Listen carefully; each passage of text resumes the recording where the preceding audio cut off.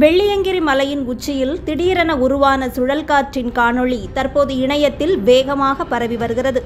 மேற்கு தொடர்ச்சி மலையில் அமைந்திருக்கும் வெள்ளியங்கிரி மலைக்கு ஆயிரக்கணக்கான பக்தர்கள் தினமும் வருகை புரிகின்றனர்.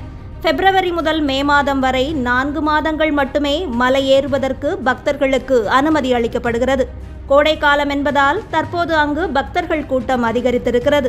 இந்நிலையில் திடீரென்று நேற்று அங்கு வெள்ளியங்கிரி மலையின் உச்சியில் திடீரென்று சுழல் காற்று உருவாகி இருக்கிறது.